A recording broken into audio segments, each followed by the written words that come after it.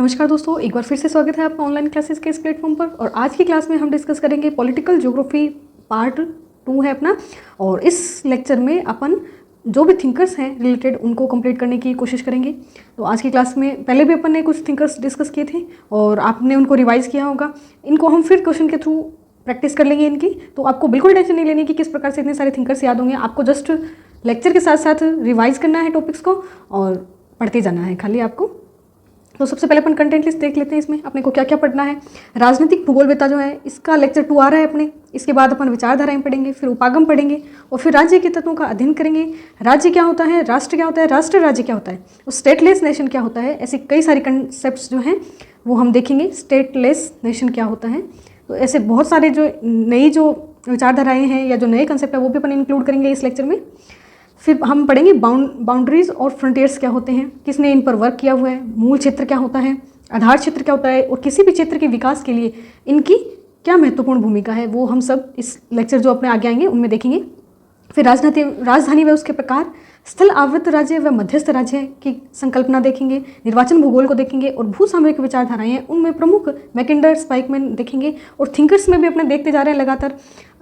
जो वायुयुगीन विचारधारा है उसको देखा था, अल्फ्रेड थेयर महान जो है उनकी विचारधारा को भी अपन ने देखा था। तो ऐसे कई सारे जो भू सामरिक विचारधाराएं हैं उनको अपन ने इसमें इंक्लूड किया है लेक्चर में। थिंकर्स के साथ साथ भी अपन ये हार्टलैंड का मॉडल है इसको भी मैं एक्सप्लेन करूँगी। तो सब अपन यहाँ देखेंगे। थिंकर्स में जो ब्रीफ एक इंट्रोडक्शन है, किस कंट्री से बिलोंग करते हैं वो थिंकर और उनका वर्क किस फील्ड में है उसको हम एक्सप्लेन करेंगे। तो इस लेक्चर में सबसे पहले अपन ने हेल्फोर्ड मैकेंडर को लिया है। ब्रिटिश हैं ये और शीर्ष पुरुष कहा जाता है क्योंकि इन्होंने ही जो ब्रिटेन है वहाँ राजनीतिक भूगोल है उसकी विचारधारा नहीं रखी थी, विचारधारा की शुरुआत करी थी। ये लंदन स्कूल ऑफ इकोनॉमिक का निर्देशक था। ये डायरेक्ट क्वेश्चन पूछा हुआ एक बार एग्जाम में। तो आप ऐसे मत सोचना कि इकोनॉमी का निर्देशक कैसे हुआ, लंदन स्कूल ऑफ ज्योग्राफी का निर्देशक होना चाहिए। तो ये ज्योग्राफी का भी प्रोफेसर रहा है और लंदन स्कूल ऑफ इकोनॉमी का निर्देशक भी रहा है। और इनका जो वर्क है या फिर इनको जनक कहा जाता है जियोपॉलिटिक्स व जियो स्ट्रेटेजी का। तो ये भी इंपॉर्टेंट कंसेप्ट है। और भू सामरिक विचारधाराएं हम पढ़ते आ रहे हैं। वायुयुगीन पढ़ी है, स्थल पढ़ी है और समुद्रिक भी पढ़ी है हमने। तो इन्होंने स्थल शक्ति को महत्व दिया था कि अगर हम ट्रांसपोर्ट नेटवर्क विकसित कर लें तो जो स्थल शक्ति है वो काफ़ी इंपॉर्टेंट एक विचारधारा रहेगी। इनकी बुक्स देखते हैं अपन। On the scope and methods of geopolitics, Britain and British sea, ये इनकी इंपॉर्टेंट बुक है। और इंडिया एंड इंडियन ओशन ऐसे करके के.एम. पनिकर की बुक है, वो भी अपने को ध्यान रखना है। इनके लगभग सिमिलर सा वर्क है के.एम. पनिकर का, इंडिया में के.एम. पनिकर का वर्क है, उनको भी हम आज के लेक्चर में इंक्लूड करेंगे। और ये बीकानेर स्टेट के पीएम रहे हैं, प्रशासक भी रहे हैं और काफ़ी सारी बुक हैं इनकी, तो वो हम देखेंगे। The geographical pivot of history 1904 में आई थी। और ये पूछा जाता है कि पाइवोट एरिया या धुरागढ़ शब्द जो है वो कौन सी बुक में दिया था। तो 1904 में ये बुक है, इसमें दिया था। बुक का नाम और साथ में शब्द है वो आपको पता होना चाहिए। नेक्स्ट है डेमोक्रेटिक आइडियल एंड रियलिटी, 1919 में आई है बुक। और जो शब्द है वो 1919 में हार्टलैंड शब्द दिया था इन्होंने। हार्टलैंड शब्द, democratic ideal and reality book का नाम ये है और ये है शब्द का नाम। तो ये आपको कंफ्यूज नहीं होना है, बिल्कुल इसमें ध्यान रखना है। मिडलैंड जो शब्द है, मिडलैंड बेसिन, मिडलैंड बेसिन मध्य बेसिन शब्द है, इन्होंने उत्तर अटलांटिक के लिए यूज किया था। और ये बुक का नाम है the round world and the winning of peace, ये बुक का नाम है। और ये है शब्द, मिडलैंड बेसिन शब्द दिया था इन्होंने। और इनका इंपॉर्टेंट वर्क देखते हैं अपन। इनका दृष्टिकोण जो है वो जर्मनी में नाजीवादी विस्तार का कारण बना। तो ये थे तो ब्रिटिश, पर इनका जो प्रभाव है वो जर्मनी ने किस प्रकार से अपने विस्तार के लिए इनका कंसेप्ट यूज किया, तो उसमें इनका योगदान है। हाफोर्ड मैकेंडर मोस्ट इंपॉर्टेंट हैं अपने, इसको अपन ने बहुत बार पढ़ा हुआ है डिटेल में। आगे फिर इनका मॉडल आएगा तब हम इनका डिटेल में फिर स्टडी करेंगे। ये मॉडल देख लेते हैं अपन। वर्ल्ड आइसलैंड का जो शब्द है यूज किया वो किसके लिए किया, central Europe plus Asia, central Europe plus Asia का जो क्षेत्र है, एशिया यूरेशिया वाला रीजन है, उसके लिए यूज किया था इन्होंने। और ये जो मध्य पश्चिम का क्षेत्र है वो भी इसमें इंक्लूड है। और इसके बाहर का जो क्षेत्र है वो है रिमलैंड। रिमलैंड शब्द किसने दिया था, स्पाइकमैन ने दिया था, स्पाइकमैन ने। तो कल जो अपना लेक्चर आया था उसमें हमने देखा था कि जो विश्व द्वीप के बिल्कुल बाहर का क्षेत्र है, समीपवर्ती क्षेत्र है, उसको रिमलैंड बोला था स्पाइकमैन ने। और जो पेरीफेरी आइसलैंड है वो है दक्षिण अमेरिका, उत्तरी अमेरिका और दक्षिण अफ्रीका। और जो ओशिनिया द्वीप समूह है इनको पेरीफेरी आइसलैंड बोला था। यहाँ भी इन्होंने इसी का वर्णन किया हुआ है। ये फिर से अपन इन्हीं को फिर एक्सप्लेन करेंगे मैं आपको। ये लैंड पावर बोला था इसके लिए, ये रिम लैंड आ गई ब्लू कलर वाली। ये सी पावर का क्षेत्र बताया है इन्होंने। और ये फिर पेरीफेरी मॉडल आ जाएंगे। पेरीफेरी में क्या क्या आ जाएंगे, ये सारा जो है पेरीफेरी में आ जाएगा। पेरीफेरी स्टेटमेंट के थ्रू इनको फिर अपन देखेंगे। तो आपको सिर्फ यहाँ तो मैकेंडर की जो बुक्स हैं उनको ध्यान रखना है। नेक्स्ट देखते हैं अपन ए ई मूडी। ए ई मूडी का एक स्टेटमेंट बार बार रिपीट होता है कि राष्ट्र की विशेषता सांस्कृतिक बंधन है, तो ये आपको ध्यान रखनी है। ज्योग्राफी बिहाइंड पॉलिटिक्स, ये इनकी बुक है, 1963 में आई थी। सिर्फ ये स्टेटमेंट जो है ये मोस्ट इंपॉर्टेंट है, ये आप इसको ध्यान रखिएगा। नेक्स्ट है कार्ल हाउसहोफर। कार्ल हाउसहोफर हिटलर इनसे बहुत ज़्यादा प्रभावित था। मीन कैम्प जो आत्मकथा थी हिटलर की, उस पर भी इनका प्रभाव था। कार्ल हाउसहोफर भू राजनीतिक विचारधारा में जर्मनी को लेकर विचार विस्तार रूप से समझाया। इनकी जो थ्योरी थी वो सारी जर्मनी का एग्जाम्पल लेकर इन्होंने एक्सप्लेन करी थी। नेक्स्ट है कि फर्स्ट वर्ल्ड वॉर में हारने के बाद जर्मनी को इन्होंने जो स्फूर्ति दी या ऊर्जा दी, वो इनका सिद्धांत है, वो बहुत काम आया जर्मनी के ऊपर उठने में।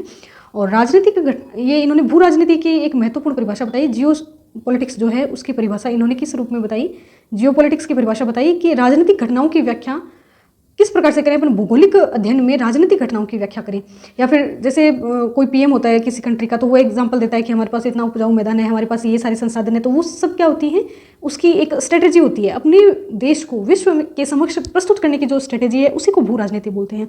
राजनीतिक फायदा उठाने के लिए किसी भौगोलिक क्षेत्र का इस्तेमाल करना भू राजनीति का महत्वपूर्ण कार्य है। इस प्रकार से कार्ल हाउसहोफर ने इसको एक्सप्लेन किया। इनकी बुक्स देखते हैं अपन। मीन कैम्प है, और कई बार हिटलर की भी दी हुई आती है। हिटलर की ये ऑटोबायोग्राफी है, हिटलर की जीवनी है ये, मीन कैम्प। और geopolitics of the Pacific ocean, ये भी इंपॉर्टेंट बुक है इनकी, 1932 में है। और power of before world war and after world war, ये भी इंपॉर्टेंट है कि पहले कौन सी शक्तियाँ थी जो ज़्यादा प्रभावी थी, और वर्ल्ड वॉर के बाद कौन सी शक्तियाँ हैं वो ज़्यादा प्रभावी रहीं, तो इसके बारे में इनका वर्णन है। फिर है भू राजनीति की कोणशिलाएं, संस्कृतियों के युद्ध में रहने के कारण कि कोई भी देश है वो युद्ध में क्यों व्यस्त रहता है, उसका कारण बताया है इन्होंने। देश को युद्ध में व्यस्त रखने का कारण ये है कि वहाँ के जो लोग हैं वो क्या रहते हैं, एक्टिव रहते हैं, और उनमें क्या एक कॉन्शियसनेस बनी रहती है अपने देश को लेकर। राष्ट्रीय प्रेम जो है वो बना रहता है। जैसे भारत पाकिस्तान का युद्ध का या फिर थोड़ा बहुत तनाव होता है, तो अपने में क्या होता है कि एक उत्साह रहता है अपने देश के बारे में, लोग बहुत ज़्यादा वो हो जाते हैं, सचेत हो जाते हैं। तो ये सब एक अंदरूनी एक राजनीति है, वो चलती रहती है कि किस प्रकार से देश के लोग हैं उनको एक भावात्मक रूप से वो अपने देश को जुड़े रहें वो अपने देश से। इस प्रकार से ये सारी राजनीति है। नेक्स्ट है हाउसहोफर का पैन रीजन मॉडल। तो पैन रीजन मॉडल में इन्होंने किन जो देश हैं या महाद्वीप उनको इंक्लूड किया, उत्तरी और दक्षिणी अमेरिका, यूरोप और अफ्रीका, पूर्वी यूरोप और साइबेरिया, ये पैन रीजन में पूछा जा सकता है। मानसून एशिया और ऑस्ट्रेलिया, लगभग सभी को इंक्लूड किया है। पैन रीजन मॉडल है इनका। ये पूछा जा सकता है कि पैन रीजन मॉडल जो है वो किनका है, तो हाउसहोफर का है। और कौन सा इसमें सम्मिलित नहीं है, तो उत्तरी दक्षिण अमेरिका आ गए, यूरोप और अफ्रीका भी आ गए, पूर्वी यूरोप और साइबेरिया ऊपर वाला रीजन भी आ गया, हार्टलैंड का जो था वो, मानसून एशिया और ऑस्ट्रेलिया भी आ गया इसमें, तो पूरा इंक्लूडेड है। तो इस प्रकार से हाउसहोफर को भी अपने देख लिया। अगर इस लेक्चर के अलावा भी आपको इनकी फ़ोटोज़ देखनी हो, बुक्स देखनी हो, और इंटरेक्टिव लेक्चर चाहिए आपको, तो जो भी अपने जर्मन ज्योग्राफर पढ़े हैं वहाँ फिर से इसको देख सकते हो। तो बार बार उसी चीज़ को रिपीट करने में कोई फ़ायदा नहीं है। अपन को अपना ये पॉलिटिकल ज्योग्राफी का जो कोर्स है वो भी कंप्लीट करना है काफ़ी कम समय में। तो रोजर केसपर्सन देखते हैं अपन। रोजर केसपर्सन की बुक इंपॉर्टेंट है अपने लिए। और सिर्फ ये याद रखना है, केस का मतलब क्या होता है, कोई एक व्यक्ति है जो केस रखता है, मतलब चश्मे का भी केस रखता है, कुछ भी चीज़ है वो केस में डाल के रखता है, मतलब एक प्रॉपर सिस्टमेटिक है। तो इन्होंने क्या लिखी है, सिस्टमेटिक पॉलिटिकल ज्योग्राफी। केस से आप क्या याद रख सकते हो, केस पर्सन, एक व्यक्ति है जो सभी चीज़ों को संभाल के रखता है, तो सिस्टमेटिक होगा ना वो। तो इस प्रकार से ये बुक याद रख सकते हो आप। नेक्स्ट है पोन्स, NIG पोन्स। इनकी जो परिभाषा है वो पूछी जाती है। और NIG पोन्स की परिभाषा पूछी जाती है कि सीमाएं राज्य की सार्वभौमिकता को पड़ोसी राज्य से अलग करती है। पोन्स की परिभाषा है कि सीमाएं, ये एक बार आई हुई है एग्जाम में, तो आप इसको भी ध्यान रख सकते हो परिभाषा को। बाकी इनकी बुक तो लिखी हुई है, यहाँ पर परिभाषा दी हुई है इनकी। सीमा की परिभाषा है, सीमाएं राज्य की सार्वभौमिकता, राज्य की सार्वभौमिकता को एक राज्य से दूसरे राज्य से अलग करती है। सार्वभौमिकता कि अगर सीमा होगी तो हमें पता चल जाएगा कि इसकी ये विशेषता है और दूसरा राज्य जो है इसकी ये विशेषता है। तो सीमा के हिसाब से अपने को उनकी जो डिफरेंस है, उनके मध्य जो विभिन्नता है उनका पता चलता है। पड़ोसी राज्य से अलग करती है। तो इसको हम कैसे याद रखेंगे कि एक व्यक्ति है जिसने पॉन्ड्स का पाउडर या क्रीम लगाई हुई है तो उसमें अलग स्मेल आएगी, और एक व्यक्ति है दूसरा जिसने कोई और पाउडर लगाया या कुछ भी नहीं लगाया तो उसकी अलग खुशबू होगी। तो इस प्रकार से अपन इसको याद रख सकते हैं। ट्रिक अच्छी नहीं लगी है तो अपनी खुद की बना सकते हैं। पड़ोसी राज्य से अलग करती हैं, और अपने सबके घर में क्या होती है, पॉन्ड्स क्रीम होती है, तो ये हार्थ एंड होम ऐसे याद रख लेना, अलग करती है। ठीक है, ये वाली बुक तो आप याद रख लोगे। इससे हाथ पे लगाते हैं और होम में अपन पॉन्ड्स की क्रीम रखते हैं। हिस्टोरिकल ज्योग्राफी ऑन यूरोप और पॉलिटिकल ज्योग्राफी, पॉलिटिकल ज्योग्राफर है तो इसका वर्क तो होगा इसमें, तो पॉलिटिकल ज्योग्राफी इनकी इंपॉर्टेंट बुक है। ये आप यूरोप का, यूरोप पर भी इनका वर्क है, ये ऐसे है। NIG पॉन्ड्स, पॉन्ड्स की ये जो सीमा की डेफिनेशन है ये इंपॉर्टेंट हो जाती है काफ़ी अपने लिए, तो इसको ध्यान रखना है अपने को। नेक्स्ट है वाई हरकोर्ट। वाई हरकोर्ट जो है इनका फ्रेंच ज्योग्राफर है, ये फ्रेंच जियोपॉलिटिक्स पर इनका वर्क है।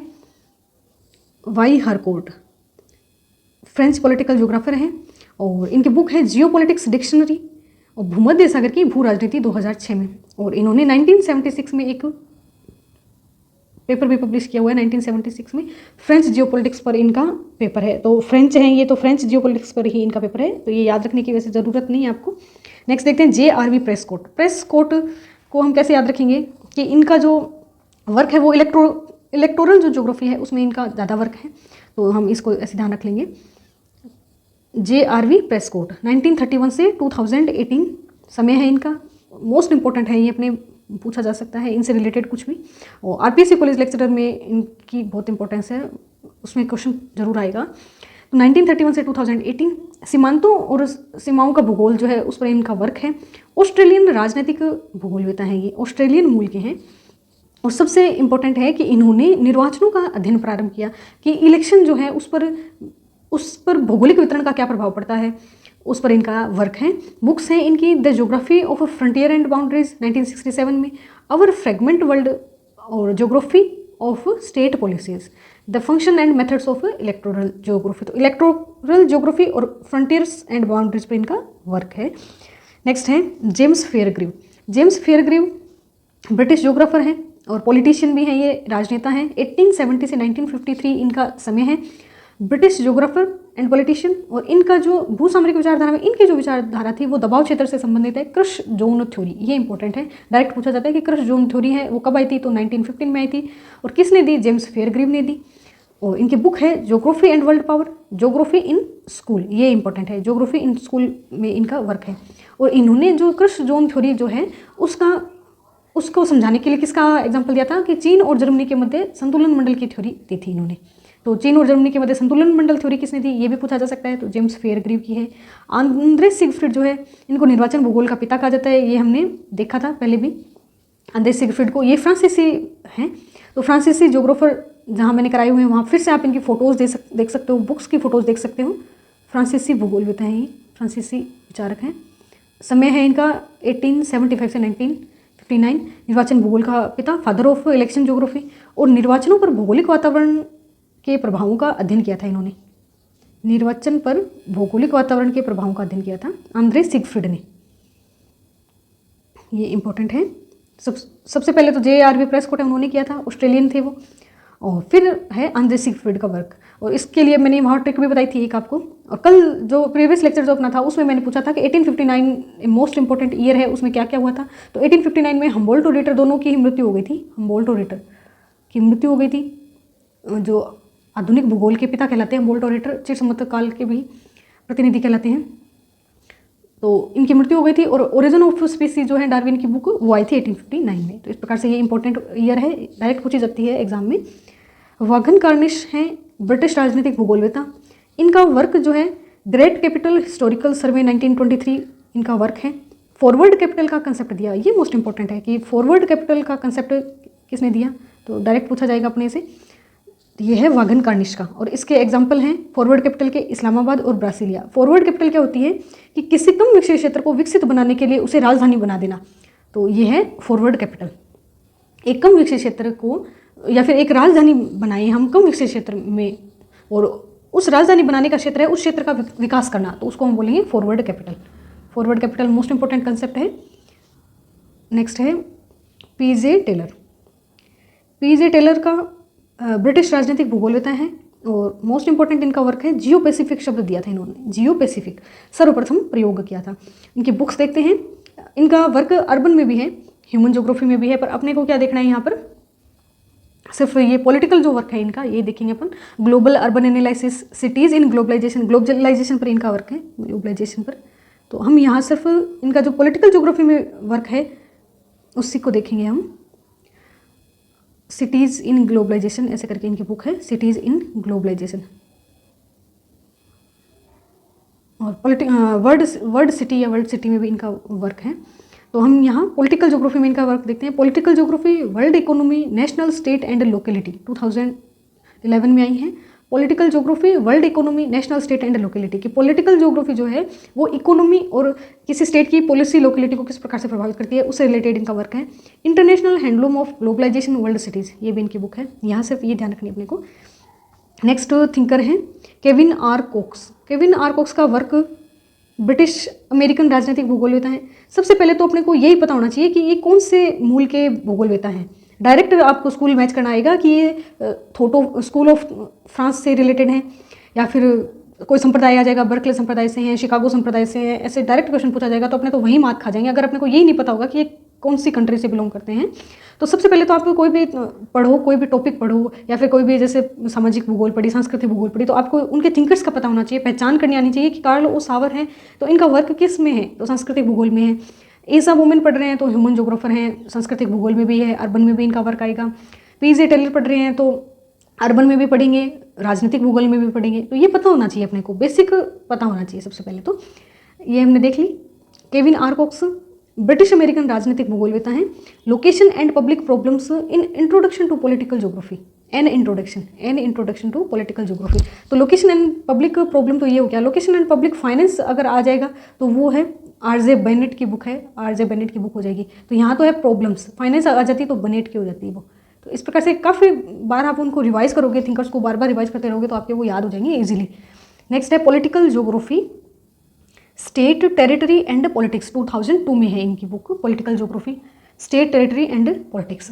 नेक्स्ट है डेरिक ग्रेगरी। डेरिक ग्रेगरी जो है ब्रिटिश राजनीतिक भूगोलवेता है, सांस्कृतिक और इतिहास पर इनका वर्क है। बुक है इनकी ज्योग्राफिकल इमेजिनेंस 1994, इमेज होती है ना उससे रिलेटेड है, ये इमेज से रिलेटेड है, इमेजिनेंस 1994। राजनीतिक भूगोल में सभ्यताओं की राजनीतिक व्यवस्था पर कार्य किया है इन्होंने।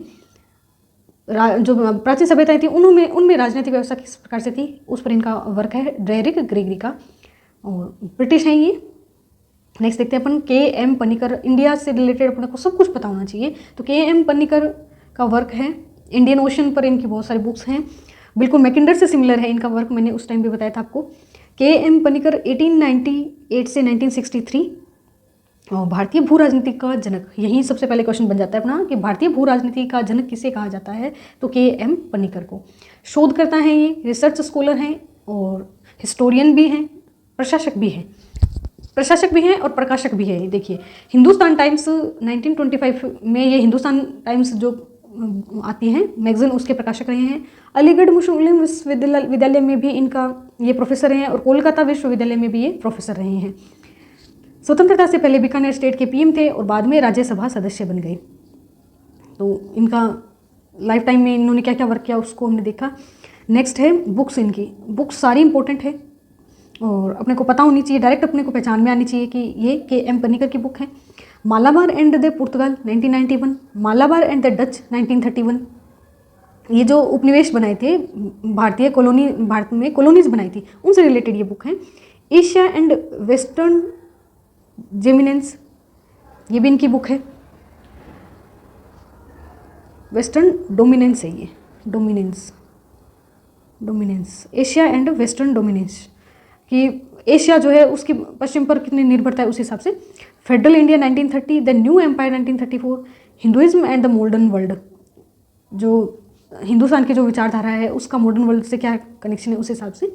The strategic problem of Indian ocean, Bharat जो हिंद महासागर की भू राजनीति है उन पर इनका वर्क है। और इन्होंने लिखा है कि जो हिंद महासागर पर अधिकार करेगा वो दक्षिण एशिया का स्वामी होगा, और दक्षिण एशिया पर अधिकार करेगा वो एशिया का स्वामी होगा, और जो एशिया का शासन करेगा या एशिया पर अधिकार रखेगा वो विश्व शक्ति होगा। ये इनका स्टेटमेंट है। हिंद महासागर की राजनीति को लेकर इनका वर्क इंपॉर्टेंट है।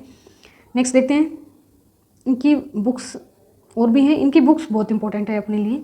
इंडिया में सबसे ज़्यादा वर्क जो है भू राजनीति पर के.एम. पनिकर का है। नेक्स्ट बुक है इनकी India and Indian ocean 1945। Britain and British sea जैसे अपन ने बुक देखी थी मैकिंडर की, हालफोर्ड मैकिंडर की अपन ने बुक देखी थी, Britain and British sea Mackinder की बुक थी, उसी हिसाब से इनकी बुक है India and the Indian ocean, India through the age और the foundation of new India, the Himalaya in Indian life और the 20th century. 20th century Griffith Taylor की भी एक बुक है 1966 में, ये है के.एम. पनिकर की। Geographical factors in Indian history, ये भी इंपॉर्टेंट है। और एक स्टेटमेंट से रिलेटेड क्वेश्चन पूछा गया है एक दो बार, तो वो है कि वर्तमान में हिंद महासागर कई शक्तियों का सैन्य अड्डा बन गया है। हिंद महासागर और निकटवर्ती देशों में काफ़ी भौगोलिक राजनीतिक लाभ है। तो ये तो असरेशन में आता है और ये रीजन में आता है। तो बिल्कुल असरेशन भी सही है और रीजन भी सही है और करेक्ट एक्सप्लेनेशन है। असरेशन सही है और रीजन भी सही है, करेक्ट एक्सप्लेनेशन है। करेक्ट एक्सप्लेनेशन है कि अगर कोई ओशन है उसमें कई सारे जो विश्व की शक्तियां हैं, अलग अलग जो देश हैं शक्तिशाली, वो अपना इंटरेस्ट दिखाते हैं, तो इसका मतलब वहाँ उनको कुछ ना कुछ लाभ होगा। जो खनिज तेल का वहाँ से एक्सट्रैक्शन हो रहा होगा, और भी बहुत सारे लाभ होंगे, जैसे किसी देश पर दबाव बनाना हो, अपनी स्थिति है उस क्षेत्र में मजबूत करनी हो। तो इस प्रकार से कि वर्तमान में हिंद महासागर कई शक्तियों का सैन्य अड्डा बन गया है। हिंद महासागर क्यों बन गया है? क्योंकि वहाँ उसका प्रभुत्व होने के कारण उसको कई सारे भौगोलिक और राजनीतिक लाभ मिलेंगे। तो इस प्रकार से ये स्टेटमेंट और रीजन दोनों सही है। और इसका एग्जाम्पल है डियागो गार्सिया यूएसए का सैन्य हवाई अड्डा है। डियागो गार्सिया यूएसए का हिंद महासागर में, इंडियन ओशन में सैन्य हवाई अड्डा है, ये सैन्य हवाई अड्डा। तो ये भी पूछा गया है। और नेक्स्ट देखते हैं अपन विलियम पेटी। पेटी से क्या जो बजट होता है वो अपने उसमें पेटी में आता है। तो ऐसे आप याद रख सकते हो कि अर्थशास्त्री थी। और जो बजट होता है वो क्या होता है? आंकड़ों का खेल होता है। तो पॉलिटिकल अर्थमेटिक पर इनका वर्क है। वर्तमान में जो बजट है वो कोरोना वायरस के फैलने के कारण जो पेपरलेस बजट प्रस्तुत किया गया था, निर्मला सीतारमन ने पेपरलेस बजट प्रस्तुत किया था। बट आप मॉडर्न में मजा ना, बजट का नाम आते ही अपने को एक सूटकेस सा हाथ में लिए हुए दिखता है। तो ये अपन उससे रिलेटेड कर सकते हैं। नेक्स्ट देखते हैं पॉलिटिकल अर्थमेटिक, ये बुक है इनकी। आरजे जोन्सटन जो है मोस्ट इंपॉर्टेंट है। ये सारे यहाँ इसलिए कराए जा रहे हैं कि डायरेक्ट अगर पूछ ले कि पॉलिटिकल अर्थमेटिक बुक किसकी है तो आपको याद रहे, इसलिए ये एक एक लाइन वाली जो बुक्स हैं या फिर बताया जा रहा है, इनका कुछ भी ज़्यादा डिटेल नहीं दिया जा रहा है यहाँ पे। नेक्स्ट है आरजे जोन्सटन ब्रिटिश ह्यूमन जोग्राफर है। इनका रिलेटेड वर्क है, नगरीय भूगोल में भी इनका वर्क है। Urban social geography of election, और इनका राजनीतिक भूगोल में योगदान है, तभी हम यहाँ इनको पढ़ रहे हैं। इनकी बुक है the dictionary of human geography of election, geography and geographer. तो जोग्राफी ऑफ इलेक्शन में हमने अभी तक कितने जोग्राफर्स को पढ़ लिया है? तो सबसे पहले तो अपन ने क्या पढ़े थे? JRV प्रेस्कॉट को पढ़ा था। प्रेस्कॉट को, ये ऑस्ट्रेलियन थे प्रेस्कॉट। और ऐसे याद रख सकते हो कि जो प्रेस वाले होते हैं ना, मीडिया वाले, वो कहीं भी जा सकते हैं। तो वो सबसे पहले इलेक्शन की जो भी न्यूज़ होती है वो प्रेस वालों को ही पता चलती है। तो प्रेस वाले क्या करते हैं? इलेक्शन की न्यूज़ इकट्ठा करते हैं, और जो राज्य होता है उसकी बाउंड्री पर भी ध्यान रखते हैं वो। तो फ्रंटियर्स एंड बाउंड्रीज पर भी उनका वर्क है। प्रेस कोड के बाद हमने पढ़ा था जो आंद्रे सिगफ्रिड है, उसको पढ़ा था अपने, आंद्रे सिगफ्रिड को हमने निर्वाचन भूगोल का पिता कहा था। और इसको ऐसे भी याद किया था कि जो सिगफ्रिड है जो सिगरेट पिलाकर प्रचार करता है, इस प्रकार से अपन ने उसको उस टाइम ट्रिक भी बनाई थी इसकी। और नेक्स्ट आया है अपना जोन्सटन। तो अपन ने अभी तक 3 जोग्राफर्स हैं, उनको देखा है। इलेक्शन जोग्राफी में इनका मेन रोल है। तो इनको आप एक बार फिर से रिवाइज हो गया यहाँ आपका। बुक्स देख ली अपन ने आरजे जोन्सटन की, ब्रिटिश हैं ये, ह्यूमन जोग्राफी में इनका वर्क है। नेक्स्ट है पी सैंडर्स को हम फिर देखेंगे जब अपन पॉपुलेशन जोग्राफी पढ़ेंगे तब हम देखेंगे। जोन्सटन को पढ़ेंगे, डाल्टन को पढ़ेंगे, ये सैंडर्स को पढ़ेंगे और रॉबिन्सटन को भी पढ़ेंगे। तो इन्होंने जो उत्पादन में की जो राजनीति है उससे रिलेटेड वर्क है इनका भी। तो उत्पादन की राजनीति और उपभोग की राजनीति, ये 2 शब्द दिए थे इन्होंने पी सैंडर्स ने। उत्पादन की राजनीति और उपभोग की राजधानी फिर पढ़ेंगे जब पॉपुलेशन ज्योग्राफी पढ़ेंगे। तो नेक्स्ट है रिचर्ड पावेल कैम्ब्रिज विश्वविद्यालय में प्रोफेसर रहे हैं, और इनकी बुक्स है पोलर जियोपॉलिटिक्स। तो पावेल और पोलर ऐसे याद रख सकते हो आप। नेक्स्ट है साल कोहेन का मोस्ट इंपॉर्टेंट वर्क है कि इन्होंने कंप्लीट जो विश्व है उसको भूसामरिक मॉडल, 10 क्षेत्रों में विभाजित करने वाला भूसामरिक मॉडल दिया था। कभी ये नहीं पूछा गया कि कौन कौन से 10 क्षेत्र बताए गए थे, सिर्फ इतना पूछा गया कि 10 क्षेत्र में किसने विभाजित किया, तो साल कोहेन ने किया है। और एक बुक पूछी जाती है बार बार, वर्ल्ड पॉलिटिकल ज्योग्राफी बुक है, ये किसकी है, तो ये जी.ई. पर्सी की है। कुछ क्वेश्चन इसमें ऐसे हैं जो डायरेक्ट प्रीवियस ईयर क्वेश्चन से रिलेटेड मैंने उठाए हैं कि अगर ये फिर से रिपीट हो तो अपने इनका आंसर कर पाएँ। तो अपन ने आज की क्लास में सारे जो थिंकर्स हैं वो रिवाइज कर लिए हैं, और इससे पहले भी एक पार्ट आया तो उसको भी आप फिर से देख लेना। और ये जो मॉडल है वो सामरिक विचारधारा पढ़ रहे हैं अपन, हर्टलैंड थ्योरी में ये जो मॉडल है मैकिंडर का, तो ये भी आपको ध्यान रखना है, मैकिंडर का मॉडल है ये। इसको फिर देखेंगे जब अपन भूसामरिक विचारधारा में दो अपने इंपॉर्टेंट है, मैकिंडर और ये स्पाइकमैन, तो इनको एक बार फिर से डिटेल में इनकी थ्योरी देखेंगे तो फिर ये इमेजेस अपन को देखने को मिलेंगी। तो आप इसको रिवाइज कीजिए बार बार, जो भी थिंकर्स अपन पढ़ रहे हैं। नेक्स्ट अपने टॉपिक कौन सा होगा, थिंकर्स अपन ने कंप्लीट कर लिया, अब हम पढ़ेंगे भौगोलिक विचारधाराएं, प्रमुख विचारधाराएं जो है इन पर अपना नेक्स्ट लेक्चर होगा। तब तक आप कंप्लीट थिंकर्स को पढ़ लीजिए ताकि कोई भी थिंकर का वर्क आए तो आपको पता होना चाहिए कि ये इस कंट्री का है और इनका वर्क है वो इस क्षेत्र में इनका वर्क है।